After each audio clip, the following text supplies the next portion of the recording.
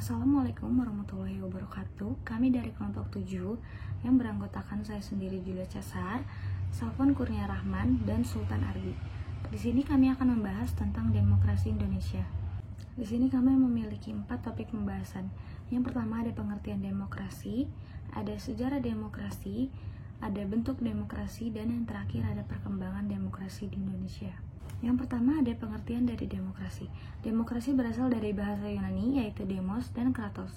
Demos bermakna rakyat atau halayak, sementara kratos bermakna pemerintahan. Demokrasi sebagai sistem pemerintahan yang mengizinkan dan memberikan hak kebebasan kepada warga negaranya untuk berpendapat serta turut serta dalam pengambilan keputusan di pemerintahan. Pengertian demokrasi menurut para ahli. Yang pertama, menurut C.F. Strong, demokrasi adalah sistem pemerintahan di mana mayoritas rakyat berusia dewasa turut serta dalam politik atas dasar sistem perwakilan, yang kemudian menjamin pemerintahan mempertanggungjawabkan setiap tindakan dan keputusannya. Yang kedua, ada dari Harry Schott, demokrasi sebagai bentuk pemerintahan rakyat. Karenanya dalam kekuasaan pemerintahan terdapat porsi bagi rakyat atau orang banyak untuk mengatur, mempertahankan dan melindungi dirinya dari paksaan orang lain atau badan yang bertanggung jawab memerintah.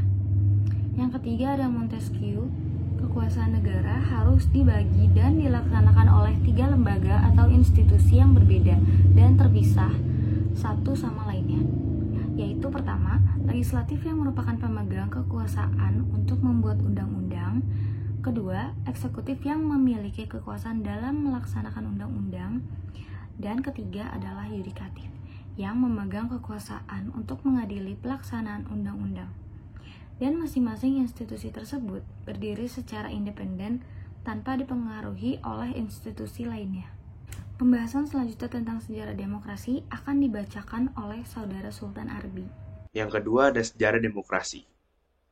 Mulai dari pertengahan abad ke-5 sebelum Masehi, istilah demokrasi telah banyak digunakan untuk menunjukkan sistem politik yang ada di beberapa negara dan di kota Yunani, terutama di Athena. Demokrasi sendiri merupakan sistem pemerintahan dari rakyat, untuk rakyat, dan oleh rakyat, di mana setiap orang dapat mengambil bagian-bagian perihal keputusan yang akan mempengaruhi kehidupan dalam bernegara. Yunani sendiri menjadi negara awal sebuah sistem demokrasi modern. Akan tetapi pengertian demokrasi modern itu baru dimulai sejak abad ke-18.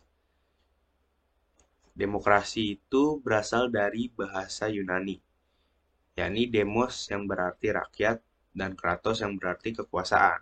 Secara harfiah, masyarakat Yunani kuno menganggap demokrasi sebagai kekuasaan rakyat.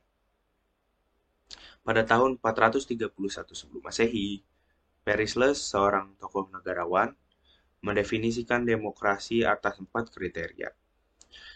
Pertama, ada pemerintahan oleh rakyat dengan partisipasi yang penuh dan langsung oleh rakyat. Yang kedua, ada kesamaan di mata hukum. Yang ketiga, ada yang disebut dengan pluralisme, penghargaan akan semua bakat, minat, dan juga pandangan.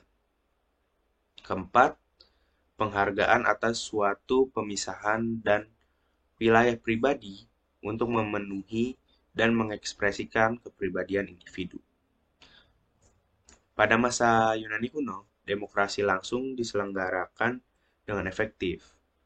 Alasan yang tidak lain dan tidak bukan karena wilayah yang terbatas dengan jumlah penduduk yang sedikit dan ketentuan yang spesifik. Di masa itu, hanya warga resmi yang dapat terlibat dalam politik. Jadi, rakyat jelata, budak belian, dan pedagang asing tidak punya hak untuk terlibat langsung dalam politik. Memasuki abad pertengahan, gagasan demokrasi Yunani kuno ini tidak lagi digunakan. Jadi, masyarakat Yunani kuno ini meninggalkan demokrasi Yunani kuno ini. Masyarakat abad pertengahan menggunakan struktur sosial yang feodal. Kemudian kegiatan atau kehidupan sosial dan spiritual pun dikuasai oleh paus dan doktrin dari gereja. Di era Renaissance, negara modern mulai bermunculan. Eropa pun mengalami perubahan. Praktik demokrasi mulai bermunculan di Italia, tepatnya ada di Florence. Di Florence, hak kebebasan individu dijamin dan para warga diberikan hak untuk berpartisipasi dalam pemerintah. Di masa ini sekitar 1650 sampai 1800 mulai muncul kesadaran bahwa ada hak-hak politik yang tidak boleh diselewengkan oleh raja. Di masa itu, raja memiliki kekuasaan yang tidak terbatas. Beranjak dari masa ini, perlawanan akan kedudukan raja pun bermunculan. Sistem dengan konsep pemisahan kekuasaan kemudian dicetuskanlah trias politika. Indonesia pun menganut sistematis yang menerapkan 3 macam demokrasi, yaitu demokrasi Pancasila, terpimpin, dan parlemen. Nah, yang ketiga ada bentuk demokrasi. Yang pertama tuh demokrasi langsung. Dalam sistem demokrasi langsung, setiap rakyat berhak memberikan aspirasi melalui pendapat ataupun suara dalam menentukan sebuah keputusan. Biasanya, setiap rakyat mewakili diri sendiri dalam memilih kebijakan, sehingga secara langsung keadaan politik berada di tangan rakyat. Namun, sistem demokrasi langsung jarang diterapkan di era modern. Hal ini dikarenakan kepadatan penduduk serta kurangnya minat penduduk untuk mempelajari keseluruhan permasalahan politik di negara tersebut. Yang kedua adalah demokrasi perwakilan. Dalam sistem demokrasi perwakilan, seluruh rakyat memberikan pendapat melalui pemilihan umum. Dalam memilih wakil rakyat setelah terpilih, wakil rakyat tersebut mengutarakan aspirasi rakyatnya dan dalam mengatasi permasalahan negara. Pembahasan selanjutnya tentang perkembangan demokrasi di Indonesia yang akan dijelaskan oleh saudara Safwan. Oke, kali ini saya akan menjelaskan tentang perkembangan demokrasi di Indonesia. 1. Demokrasi parlementer tahun 1945 sampai 1959. Demokrasi parlementer ini dimulai ketika Indonesia resmi menjadi negara yang merdeka hingga berakhir di tahun 1959. Demokrasi parlementer adalah sistem demokrasi yang menempatkan parlemen sebagai bagian fundamental di pemerintahan. Akan tetapi, konsep demokrasi ini dianggap kurang cocok untuk Indonesia.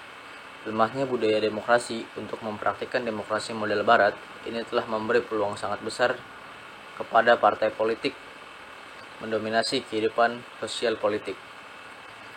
Pada masa ini pula digelar pemilu pertama pada tahun 1955. Pemilu tahun 1955 mendapat pujian dari berbagai pihak termasuk dari negara asing. Pemilu ini diikuti oleh lebih dari 30-an partai politik dan lebih dari 100 daftar kumpulan dan calon perorangan. Beberapa hal yang menarik dari pemilu tahun 1955 adalah tingginya kesadaran berkompetisi secara sehat. Misalnya, meski yang menjadi calon anggota DPR adalah Perdana Menteri dan Menteri yang sedang memerintah, mereka tidak menggunakan fasilitas negara dan otoritasnya kepada pejabat bawahan untuk menggiring pemilihan yang menguntungkan partainya. 2. Demokrasi terpimpin tahun 1959 sampai 1965. Demokrasi terpimpin adalah sistem pemerintahan di mana segala kebijakan atau keputusan yang diambil dan dijalankan berpusat kepada satu orang, yaitu pemimpin pemerintahan. Demokrasi terpimpin dimulai pada tahun 1959 ketika Presiden Soekarno mengeluarkan dekret Presiden tanggal 5 Juli tahun 1959. Ciri yang paling khas dari konsep demokrasi terpimpin adalah kehadiran peran dan campur tangan Presiden selaku pemimpin tertinggi demokrasi dan revolusi, yakni Presiden Soekarno. Di lain sisi, demokrasi terpimpin juga terlihat dari pengaruh komunis dan peranan tentara ABRI di politik Indonesia.